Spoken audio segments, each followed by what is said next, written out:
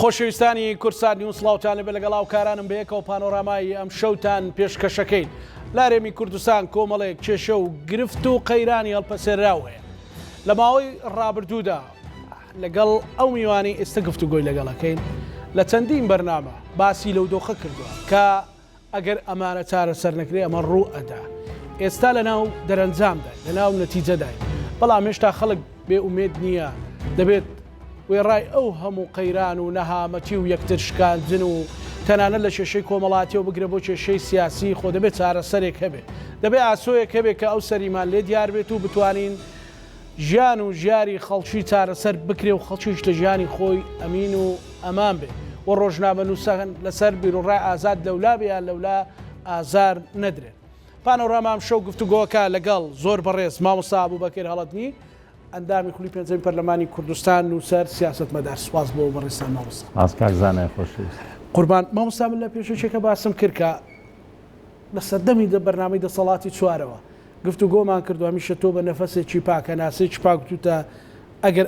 ئەوە نەکەن ئەوە ڕوو ئەدا. ئێستا مە لەناو ڕووداوەکانیان کە ڕوویداوە ئەی خۆشحاڵ نین بەڕاستی، بەڵام ڕوویداوە ئیتر بە هەر دۆخێک بێ سەنگاندنی بەڕێزت بۆ دۆخی ئێستا هەرێمی کوردستان چی؟ شەوی جەنابەت و بینەرە خۆشەویستەکان باش کاکزانە. ئێستا خۆت پێشەچێکی جوانت باس کرد کە ناومێد نین، چونکە لە پرۆسەی سیاسەتکردنا شتێک نییە بە ناوی ناومێدی، بەڵام چارەسەر قورستر بووە، هەڵسانەوە و نوێبوونەوە قورستر بووە، پەنوەرگرتن لە ڕابردوو پەڕاندنی دۆخەکان پێویستی بە وەخت و وزەی توانای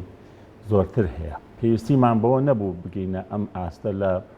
ناومێدکردنی خەڵک، ڕەشبینکردنی خەڵک، ینی دژوارکردنی کێشەکان و نەگەیشتن بە چارەسەر لە ئێستایەکی نزیکدا. ئێستا نازانی نێمە لە چۆوە دەست پێ بکەین. مەسەلەن بەرەو ساڵێک گەڕوا هەڵبژاردن لە قودس و دڵی کوردستان ڕوویاوە لە کەرکووک. معقولە ینی هێزە کوردستانیەکان سەدەیەک خوێن بۆ کەرکووک بڕێژرێ. مەسەلەن تۆ بچی لەگەڵ جەبهەی تورکمانی ڕێکەوی کە داردەستی وڵاتێکی ئەقلیمیە وازەحە هەموو ئەجندا و لێدوان و سیاسەتەکانە، بەڵام لەگەڵ هێزێکی کوردستانی تر ڕێ نەکەوی و ئیدعای ئەوەش بکەی کە ینی فلتەری یەکەم پەیژەی یەکەم بۆ دانانی پارێزگاری کورد ئیجماعێکی کوردیە. لانی کەم تۆ ئەگەر 8 کورسیت هەبێت نیوەی کورسیەکان ئەتوانی گوشارێک دروستکەی. ینی ئەمە بۆ وەرەوە بپەڕەوە بۆ دۆخی داگیرکاری ئەوەی کە تورکیا ئێستا لە هەرێمی کوردستانایکە گەیشتۆتە قیمە و چڵەپۆپەکەی، ینی هاتۆتە ناو شار و شارۆچکەکانەوانێ بازگەدانێ و لێپێچینەوە لە هاوڵاتیانی کوردستانەکە. وەرەوە بۆ دۆخی ئەوەی کە پێڵێن تێکدانی ژینگەی کوردستان، ینی کە دوێنێ نزیکترین نمونە 13,000 دار و 200 دۆنم زەوی سوتاوە. لە زیاتی ئەوەی تۆ دەیان چەکدار کە پێویستت بەوە نیە لە ڕاستیەدا ئەمەزرێنی وەرە 1000 کرێکار بۆ ئەو شاخە جوانت دابمەزرێنە بۆ ئەوەی ئەو پوش و پاوان و دارستانە خزمەت بکرێت لە ڕاستیە. لەبەرەوە قەیرانەکانمان لە قەیرانێکەوە ئەڕۆین بۆ قەیرانێکی تر، بۆ لەبەرەوەی ئیرادەی چارەسەرکردن هەبوایە. مەسەلەن ئەم خولی ئێستای پەرلەمانی کوردستان کە بەرەو خولی شەشەمی پەرلەمانی کوردستانە ڕۆین، یعنی ئەمانتوانی ئەگەر بێگەیشتێکی نیشتیمانیانە هەبوایە ئەو ملاحەزات و تێبینیانەمان ئەمانتوانی بە ئیرادەیەکی کوردستانی ناوخۆیی هەمواری یاسای هەڵبژاردنیش بکەین، دابەشیشی کەین بۆ چوار بازنا و پرسی کۆتاکانیش چارەسەرکەین. ئەمانتوانی بە لێگەیشتێکی کوردستانە پێویستیمان بە بڕیارەکانی مەحکەمەی ئیتیحادی نەبووە. ئێستاش پێویستیمان بەوە نەبوو کە شەرعێتی هەرێمی کوردستان کەوتۆتە ژێر پرسیارەوانێکە بەداخەوە ڕۆژ بە ڕۆژ کارتەکانمان لە دەستە ڕوانی. ئەمە هەمووی ینی ئایا ئەمانە ئەو نەزیفە تا ئێستاش بەردەوامە بەمسا بەردەوامە، ینی قەیران بە شوێن قەیران نادێ بۆ چونکە ئەوەی کە پێی ئەوتر لە ڕاستیە ئیرادەی کردن بۆ چارەسەر لێبوردەیی و چاوپۆشی سازشکردنی هاوبەش بۆ یەکتری لە جیاتی ئەوەی کە سازشەکەین بۆ دەرو دراوسیەکان بۆ هێزەکانی تر ئەسڵەوە بوو بۆ خۆمانمان کردا، ینی کە تۆ 6 ساڵ لە دەوامەیەکایی لە بازنەیەکە ئەخولەیتەوانێ کەی ئەمەیەتە پێشەوانەکە. ینی ئێستا کاکزانە یەک نمونەیەکی تر بۆ تۆ باسکەم ینی ئەگەر دۆ حکومڕانی ئێمە لە ئاستی پێویستە بواە گەر ئینتیما بۆ ئەم نیشتیمانە باڵا بواە پارێزگارێکی کۆنی بەعسی کە ڕەشترین سەردەمی ئەو بوو کە 8 ساڵی نزیکەی 10 ساڵ لە سلێمانیە سەدان گەنج و هاوڵاتی کورد بەبەر چاوی ئەوەش خوێنی ڕژێنراوە ئابە شێوەیە پێشوازی لە تەرمەکەی ئەبێ بهێنرێتەوە لە قادرکەرم کە یەکێکە لە مەڵبەندەکانی ئەنفال بنێژرێ ئەبێ یعنی کۆنە بەعسی ڕزایی زۆر لێکەوتۆتەوەی بەڵام هەر ڕۆژتیش یعنی هێنرایەوە و زۆر لە هەندێک فەرماندەی پێشمەرگە زیاتر هەر مانگێک لەمەوە پێش یعنی یەکێک لە کاک مکەڕەم ڕۆحی شاد بێ یەکێک لە ڕزگاربووەکانی ئەشکەوتی داری خلا لەو پێشمەرگە قارامانانەی کە لە ئەشکەوتی داری خلە لەگەڵ شەهید مەلا ئەحمەدی گەرمیانی ئەوان ڕزگاری بوو ینی دوو پێشمەرگە ڕزگاری بێ چێلانە کاک مکەڕەم بوو ئەلە سیتەکە ئەژیا خێرخوازێک لە ڕاستیانی هۆدەیەکی دابووە لە باخەکەی خۆیان ئەو پیاوەکە لەگەڵ مەرحومی مام جەلال لە بەغاژ لە ڕاستیەکێکوە لە فەوجی لیواکانی ئەوێ بەڵام چونکە دزی نەکردووە چونکە خەباتەکەی نەفرۆشتەوانێ بەو کولەمەرجێ ژیا لە ڕاستیە کاک مکەڕەم چۆنەژی پارێزگارێکی پێشووی خائینی خۆفرۆشی خوێن ڕێژی چۆنەژی ئەماگە وەزئی ئێمە حکومڕانی بواە و تەرمە هەر لەکوێیە تا ڕۆژەی سەدام کەوتە تۆ لەو بەرێ ماوی خۆ ئەگەر بێت و ئەو کابرایە بۆ نمونە ئێمە لێبوورنێکی گشتی دەرچوو مەسەلەن لە ساڵی 91 ئەوە شتێکی باش بوو ئەو ئاشتەواییە بەڵام بەو مانایە ئێستا بەڕاستیانی بەعسیەکان و خۆفرۆشەکان شانازی بکەن بە ڕابردویان ژیان و مردنیان لە تێکۆشەرەکان باشتر بێ لە ڕاستیە کەواتە هەنی ئەمانە هەموو کارە نخبەیەک بە ناتەبیعی وەریگرتکەوە تا جەنابەت باسێکە چینە ینی من بینیم لە هەندێک پێی زۆ ئەکاونت و ئەوانە بەڵام ینی ئەوە نەبوو بڵێم ڕای گشتی باشە بۆ ینی کاکزانە بۆچی ڕای گشتی ڕناچڵەکە ڕای گشتی لە ماوەی دەڕۆژە دوو گەنج لە گەڕەکێکی سلێمانیە کوژرێ ڕای گشتی بەمە ڕناچڵەکێ 200 دۆنم زەویە سووتێ ڕای گشتی بەمە ڕناچڵەکێ گرد و شوێنەوار و ژینگەی ئەم وڵاتە تێکەدرێ لە خزمەت کۆمەڵێک کۆمپانیای هەلفەرست تا ڕناچڵەکە 180 دۆنم زەوی ئامادەی کشت و کاڵی بەکرەجۆ ئەدرێ بە کۆمپانیایەک بە مستەسمیرێک لە ڕاستێکە خێرەکەی جەدوای ئەم پرۆژانە نییە بۆ هاوڵاتی بۆ خەڵکی مامناوەن بۆ خەڵکی کەم دەرامەت ینی ڕۆژنامە و زیندانی ئەکرێ ئەندامی کەنەکە ینی کۆنگرەی نەتەوەی کوردستان لە ناو ئۆفیسی هەولێرە بە ڕۆژی نیوەڕۆ تیرۆرەکریانی من دوێنێ لە پرۆسی دادگاییکردنەکە بووم لە ڕاستیان دیسان دواخراوە نا بەس بەرەو ئەوە ڕواکە داواکارانی مافی کەسی پارێزەرەکان لای حەکان حازر نەبوو ئەکینا پرۆسەکە دوو تۆمەتبار بەڵام گرفتی ئەوەیە کە تۆمەتباری سەرەکی هەڵاتووە بەڵام ئەم دوو تۆمەتباری کە هاوکاری تۆمەتباری سێمیان کردو ئەوە بەرەو ئیدانا ڕوایانی ئیشەکان چونکە هەموو بەڵگەکان لە دژیان هەیە یعنی ئەمانە ئەوە هەمووی مەسەلە خێزانیەکان بابەت پرسی پەروەردە پرسی گەنج و لاوان پرسی تێکچوونی ڕایاڵی خێزانی هەموو ئەمانە هیچی ڕای گشتی کوردستانی دروست ناکە هۆکارەکەی چێکە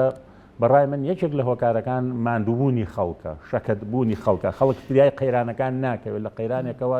دەست نەرمەکان ئەمانە هەمووی مامۆستا هەمووی قابلی ئەوەیە کە خەڵک ڕای گشتی لەسەر دروست بێ و ڕێگە نەدرێ و خەڵک ببێتە جۆرێک لە دەسەڵاتی چوارەم کە مێدیاش مەسەلەن بە جۆرێکە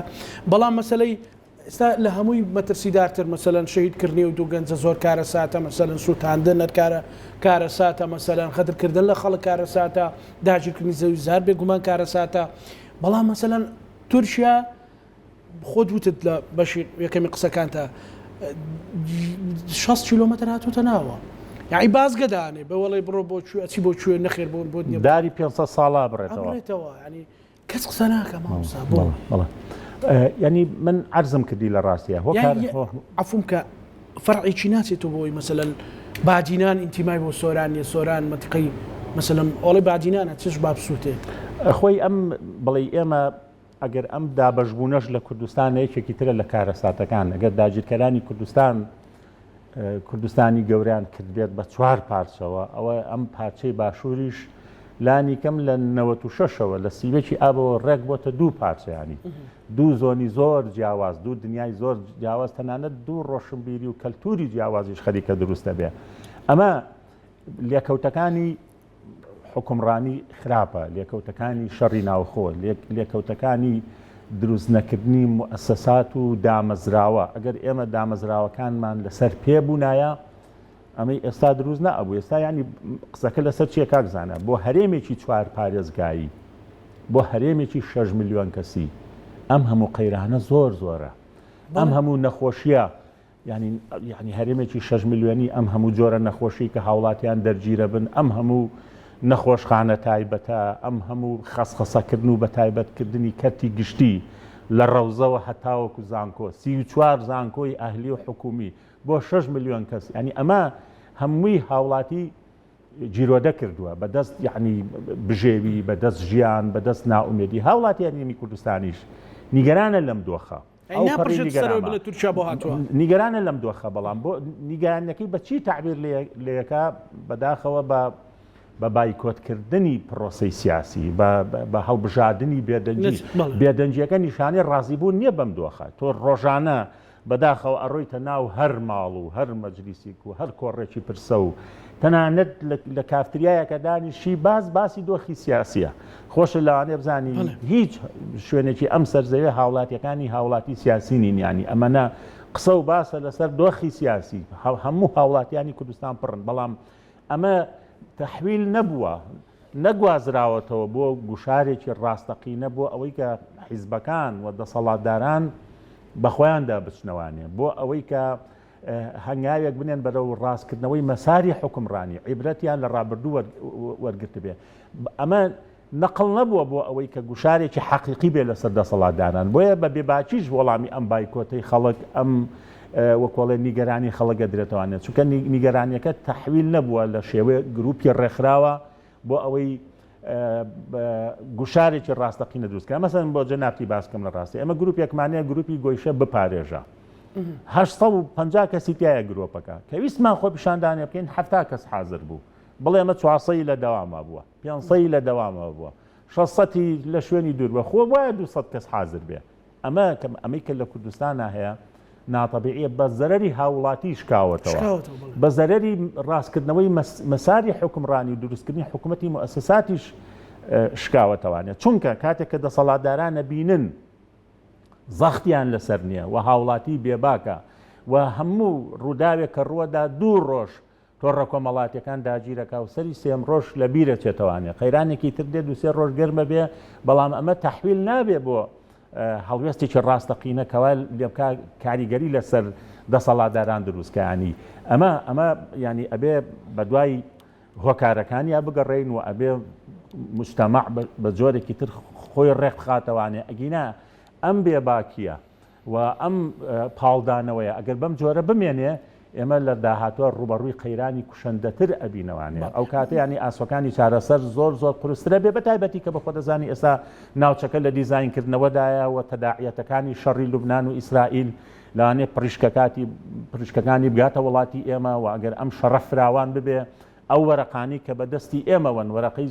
زۆر لاوازن فریان ناکەوین ئەو کاتیانی کە ئێستا من پێم وایە لە 100 ساڵی ڕابردووە لە 33 ساڵی ڕابردووش کە ئێمە ئەزمونێکی دیفاکتۆمان هەبوو بە حیاتی وەسی ئێمە ئێستا لە ناومێدی و قەیرانە نییە ئەم بەشەی باشووری کوردستان ئێمە هەر چاومان کردەوە کەیان کەرکووک و خانەقینیان تاماوین ئەزەنجین مەسەڵەن کەرکووکیشمان نەبینی بوو نەمان نەزانین لە چ ئیتیزایەکیە لە مەکتەب لە پۆل لە هەموو شوێنێ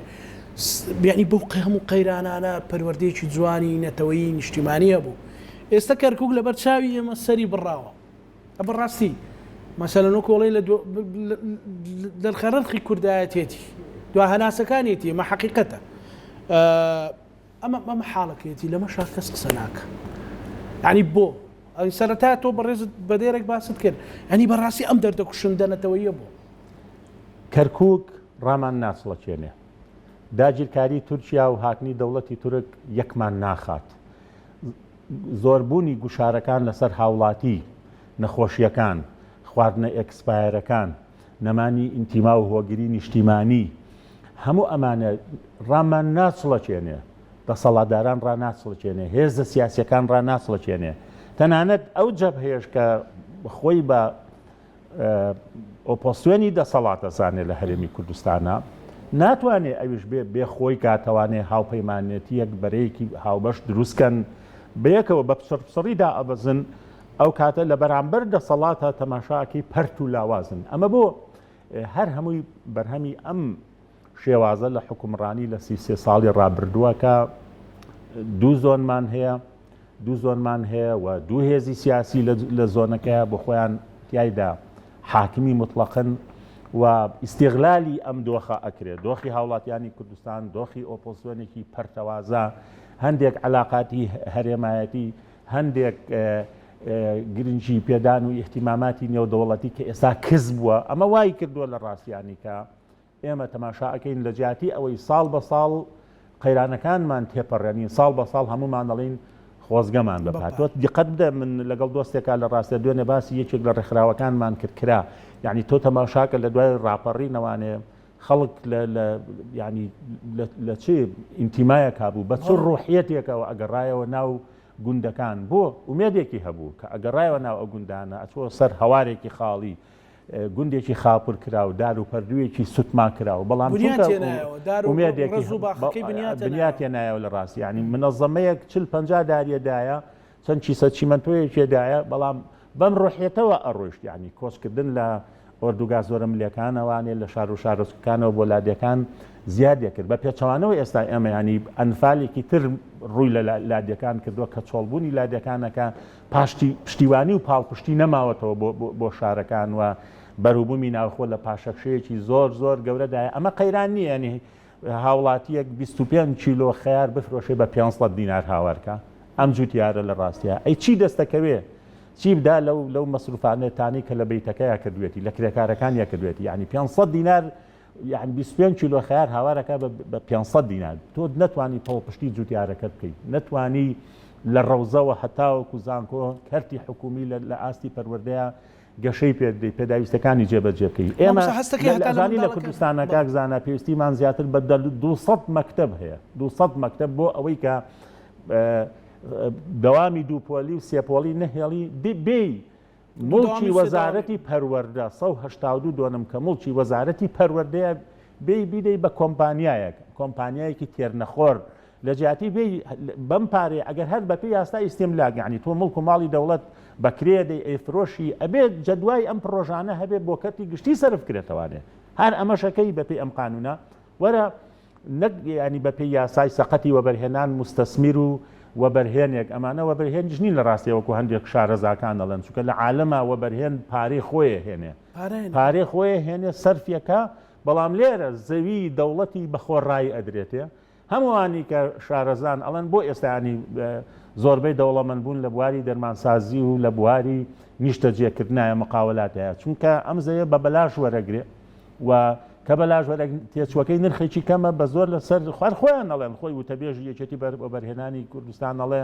ینی ئێمە لە هەندێک پرۆژە 1/800 قازانجەکەین ئەمە لەکوێی دنیاە بووە لە هیچ شوێنێکی دنیا نییە بەرهێنێ بڵێ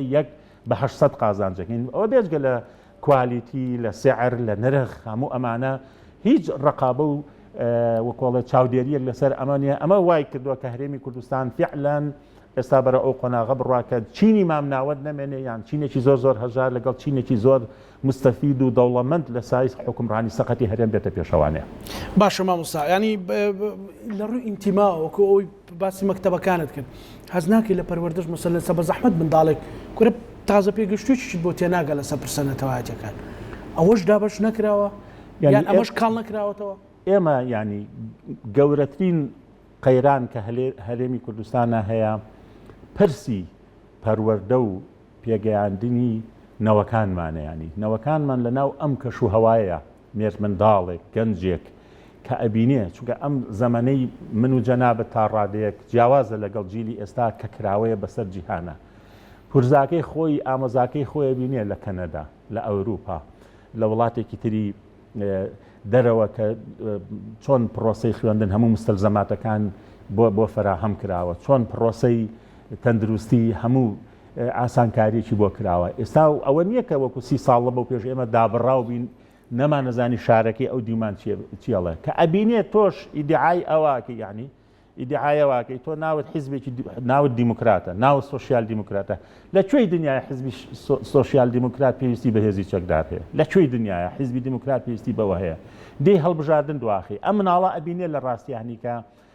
جیاوازیەکی چینایەتی دروست بوویانی کە مناڵی بەرپرسەکان بنەماڵە دەست ڕۆیشتووەکان لە چ خۆش گوزەرانی و ژیانیەکان کەچی ئەو فێنکەرەوەیەکی دەست ناکەوێت لە پۆلەکەیدا بۆ هاوین وەزۆپایەکی دەست ناکەوێت لە زستانە بۆ خۆگەرمکردنەوە ئەمە وای کردووە لە ڕاستی حتا مەسەلەن 10 ساڵی ڕەبەقە جەنابەت دەزانی 10 ساڵی ڕەبەقە کە هیچ پرۆسێکی دامەزراندن لە کەرتی گشتیان لە چوی زانکۆ پەیمانگاکان نەماوە بەڵام لەولاوە لە یەکە سەربازیەکان بەردەوام خەڵکدا ئەمەزرێ ئەمە یەکە یعنی اینجا بێ نیفاقی ئەم دەسەڵاتش لە جیاتی ئەمە ئەبینێ بەڵام 34 زانکۆی حکومی و ئەهلی هەبێت لە وڵاتەیە ڕێژەی زانکۆ ئەهلیەکان زیادکەی ڕێژەی پەیمانگە ئەهلیەکان زیادکەی ڕێژگەی خوێندنگە تایبەتەکان زیادکەی کاتێکە پارە لە جیرفانی بنەماڵەکانیان خێزان و خانەوادەکانیان کێشیەوە هەتا ئەم کوڕکچە خوێندن تاواکە کە خوێندنیش تاواکە لە هیچ شوێنێکە وەرناگیرێ ئەوە کەرتی تایبەت هەر بڕۆ مەسەلەن کە ڕقابە و چاودێری لەسەر نیەوە چۆن کرێکارەکان فەرمانبەرەکان کارمەندەکان چەوسێندرێنەوانێ چیرۆکی زۆر سیر ینی من لە ماوایە متابعی هەندێک کۆمپانیام کردووە چەند بێویژدانانە لەگەڵ کارمەندەکانیانە مامەڵاکەن لە ڕاستە چکە ڕقابەیان لەسەر نیە چاودێریان لەسەر خۆی چەسانەوەیان بەڵە داوامێکی زۆریان پێەکە بێمنەتی شیانی بە پۆل ئیزنیانەدا ئەڵێ گە تۆ نایکەی خەڵکێکی تر بە نرخێکی زۆر کەمترێکە لە مۆڵەکان ئەمە بڕۆڤیانی چەسانەوەیکی زۆر هەیە ئەوەی کە یاسای دەستەبەری کۆمەڵکار و کۆمەڵاتی دابینی کردووە هیچ مافێکی ئەو کرێکارانە ڕەچاو ناکرێت و یەکسەر هەڕەشەیەکی دەرکردنیشیان لەسەرە کاتێک کە تۆ بە من نایکەی خەڵکێکی تر هەیە بەو نرخە کەمترێکا بێمنەتیەک لەبەرەوە ئەلێرەیە کە پرۆسەی پەروەردەمان هاتۆ دەدەوە مامەستا شێرزاد حەسەنی چیرۆکنووس قسەیەکی زۆر جوانەکە ئەڵێ ئەوەی ئێمە لە دەستماندا لە دوای ڕاپەڕین ئەخلاق بوو ئەخلاق بە مانافراوانەکەی ڕەوش بە مانافراوانەکەی بەمانە بەرتەسکەکەی ناوە بەوە نابە و تەسکردنەوەی لە بوارێکا لە ڕاستێ ئەخلاق بەو مانایی کە ئێمە سەر لەبەری مەنزومەی ئەخلاقی و ڕەوشتیمان لە هەرێمی کوردستانە چۆتە ژێر پرسیارەوانێت کاتێک کە تۆ هاوڵاتیەک ناچاریەکەی بڕوا بە درۆ خزمەتێکی پێشمەرگایەتی هێنێتەوە کە یەک ڕۆژ پێشمەرگایەتی نەکردووە بە ڕێگەی منسوبیەت و مەحسوبیەتەوە خۆی بە زیندانی سیاسی لە قەڵەمەدا یەک ڕۆژ سەدان کەس کراون بە ئەنفال کە هەر ئەنفال نەبوون ئەلەو شارە مردوون بەڵام کچوو کوڕەکە کراون بە ئەنفال لە بەشێکی گوندەکانە کراون بە ئەنفال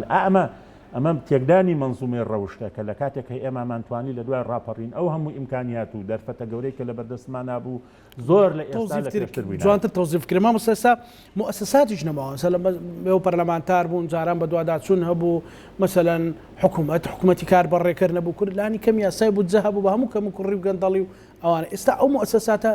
ینی بنەما قانونی کەشمان نەماوە ئەمە چ کاریگەریەکی لەسەر ئەمە 10 ساڵی ڕەبەقە لە 2014ەوە لە دوای ئەو پرۆسەی کە پێوترا ئابووری سربەخۆ پاشەکشەی زۆر گەورەمان کرد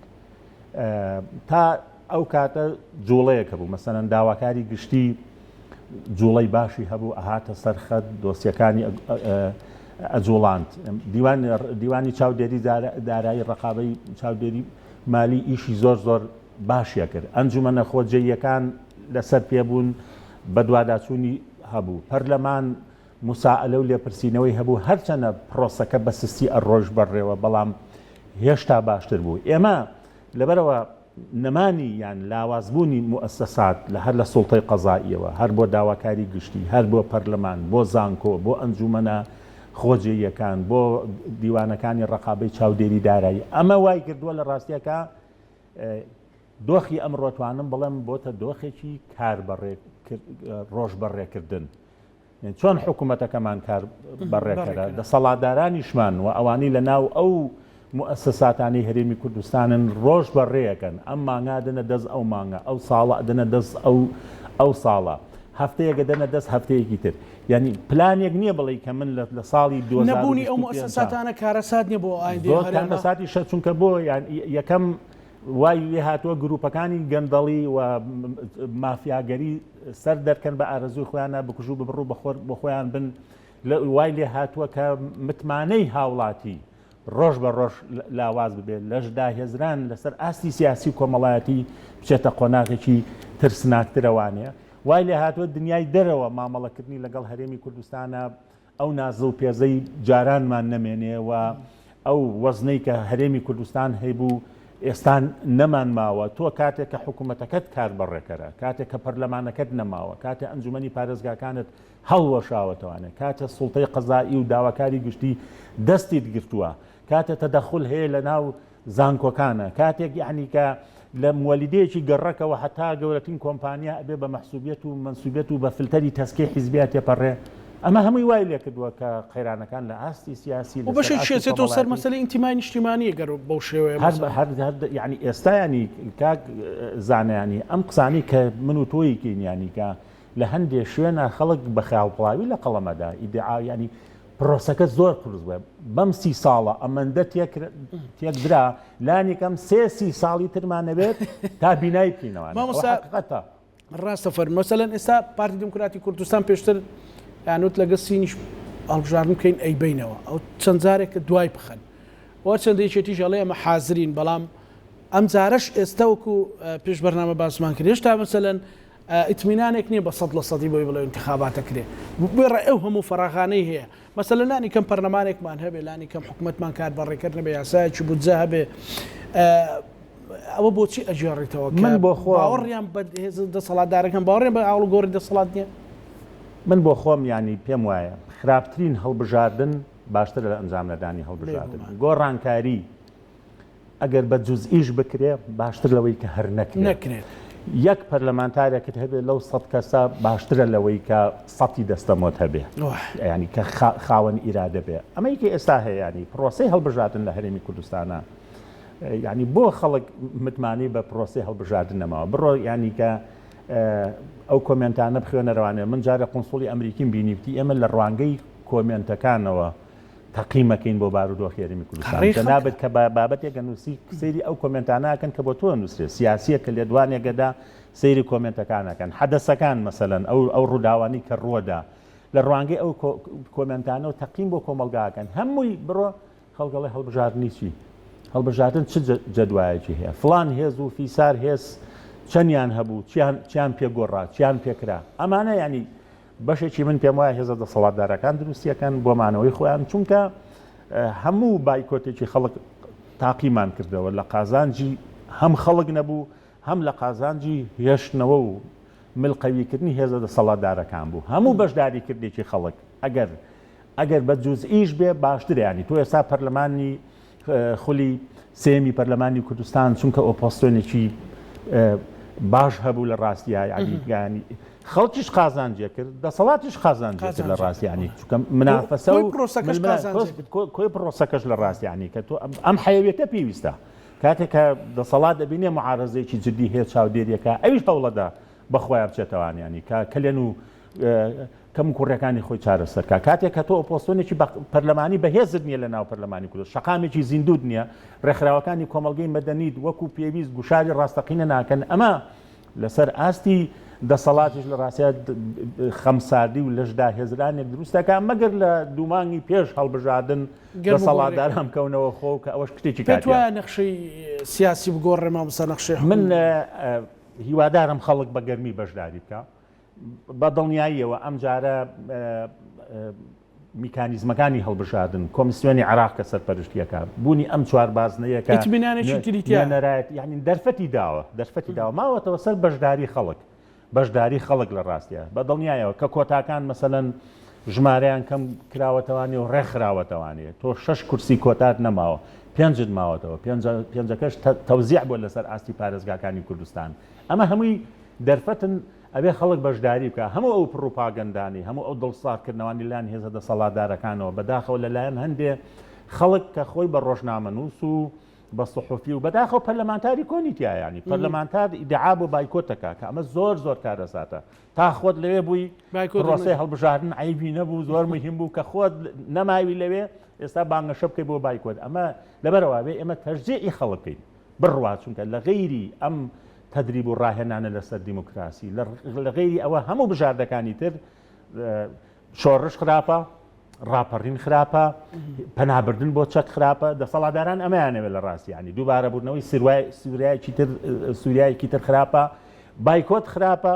هەموو ئەمانەمان تاقی کردوانە ڕاستە باشترین بژاردە بریتێ لە مشارەکەی سیاسی بریتێ لە بەشداری سیاسی ئەگەر ئەمە هێواش بێ بەڵی ئیش بێ ئەم پرۆسەیە ئەمە باشتر لەوەی کە کەم ئەرکترا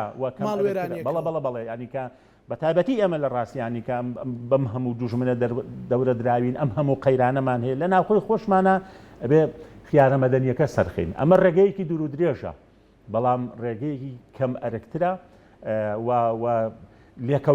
لێکەوتە سلبیەکانی کەمترە لەو لێکەوتانی ئەو بژاردانەی تر کە چ بژاردەی بایکۆت بێت چ بژاردەکانی تونند و تیژی بێت چ بژاردەکانی مۆنۆپۆلکردنی دەسەڵات بێت لە ڕاستیە خۆ ئەمەش هەیەانی تۆ دیقەت بدەیانی ئێمە 2 ساڵ پەرلەمانمان داخرا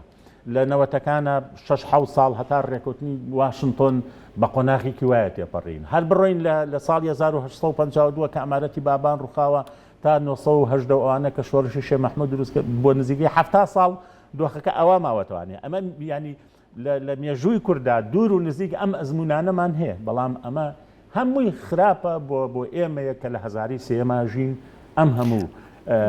وەکوڵە ململانەی ئیقلیمی و نێودەوڵەتی لە ناوچە گەرمەکەی ئێمە هەیە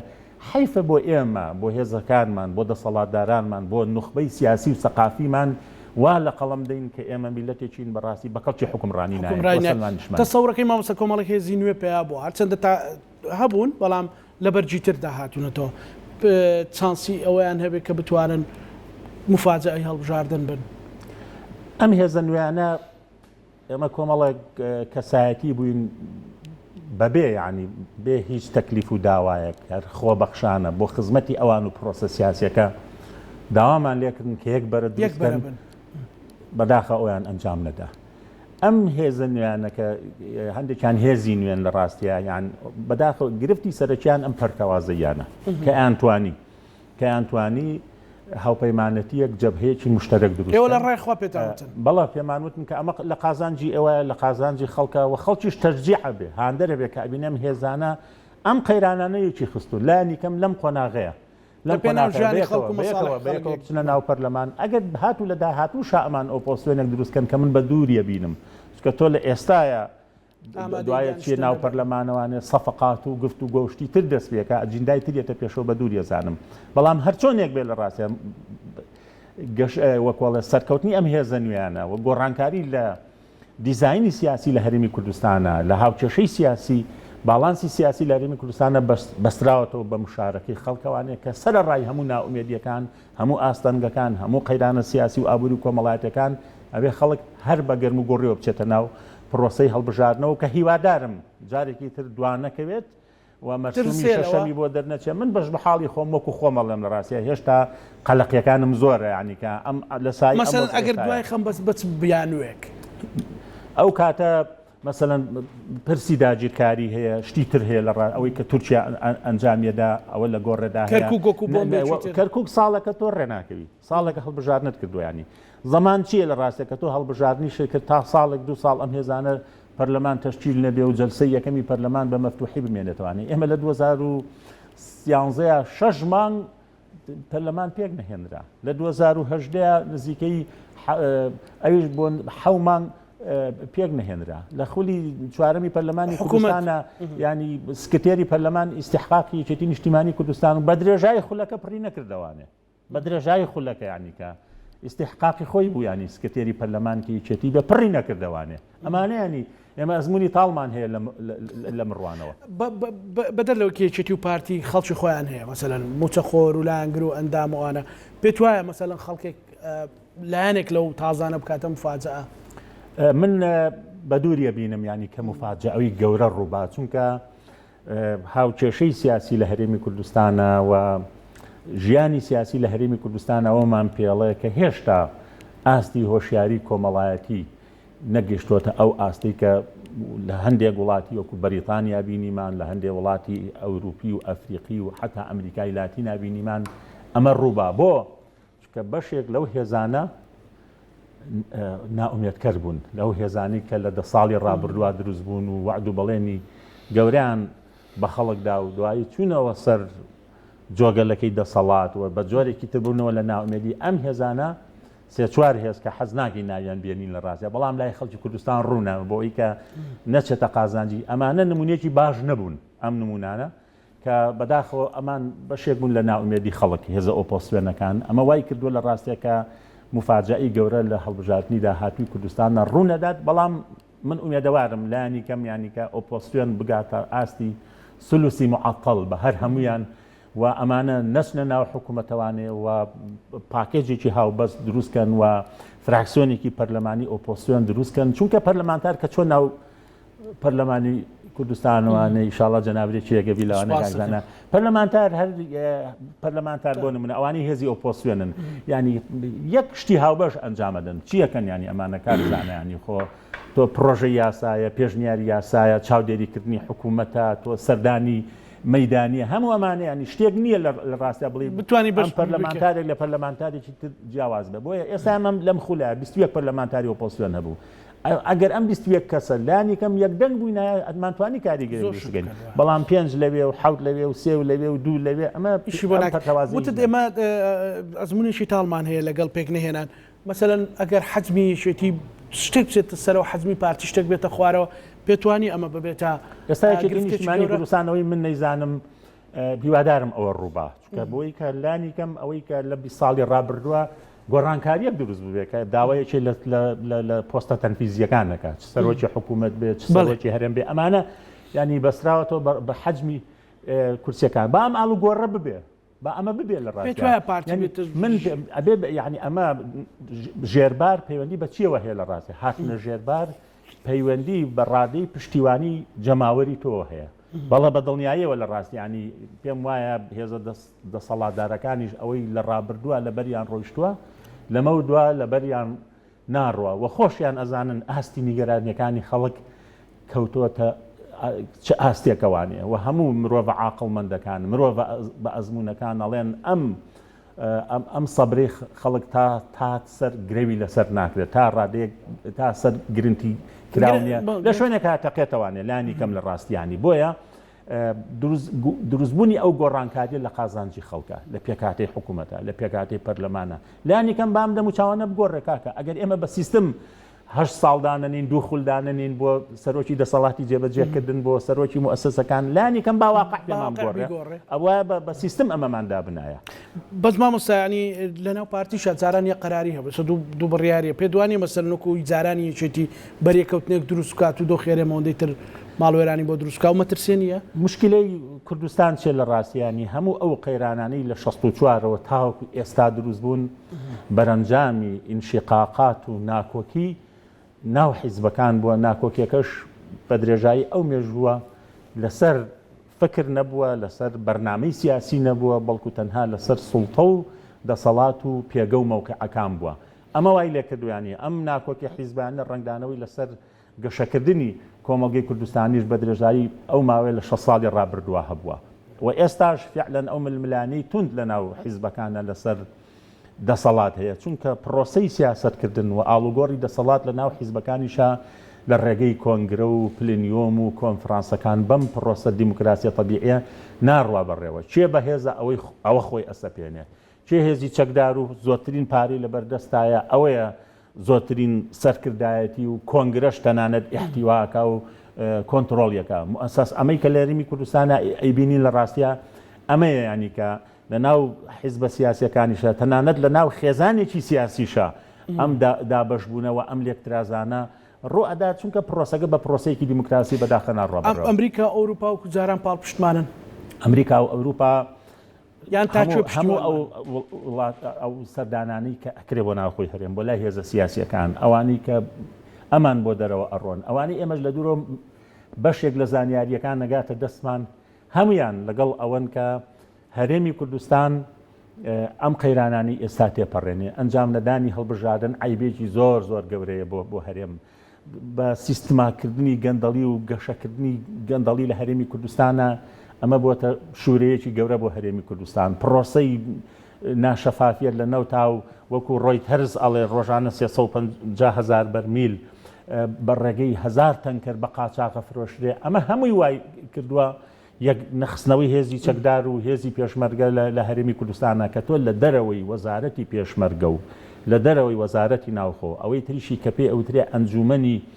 ئاسایشی هەرێمی کوردستان کە ئەبێ حیزب پێویستی بە دەستگای هەواڵگیری نیە حکوومەت پێویستە دەستگای هەواڵگیری هەبێ ئەمانە لە غێری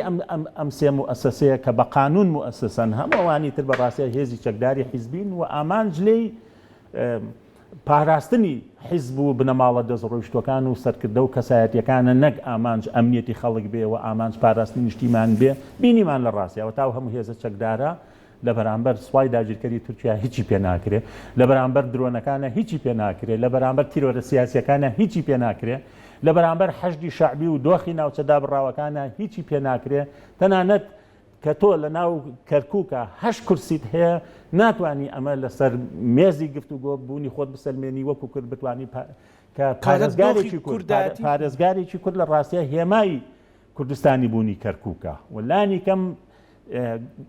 گەڕانەوەمانە بۆ دۆخی 10 ساڵ لەمە و پێش لانی کەم هێشتا بچینەوە ئەو قۆناغا بەڕای من یەکەم قۆناغ بەدانانی پارێزگارێکی کورد دەست پێەکە کە ئەمەش بەبێ لێک نزیک بوونەوەی هێزە کوردستانیەکان ئەنجام نادرێت لە ڕاستیە. دو سەرنجی بەڕێز مامۆستا من هیوادارم هەڵبژاردن لە بیستیدا لە کاتی خۆیان بکرێت ئەکرێم ڕکەبەریەکان تند بێ بەڵام ئەبێ ئەو چوارچێوەیە کە پێوترێت جێگیری نیشتیمانی و سەوابیتی نیشتیمانی و هێڵە سوورەکانی سەوابیتی نیشتیمانی تێنە پەڕێنین چونکە لە کۆتاییە ئەگەر کەشتەکەمان بە سەلامەتی بگاتە کەناری ئارامی هەمومان قازانجەکەن لە هەر شوێنێک شەوەکومی تێبێ هەمومان غەرق ئەبین و ئەخینجێ.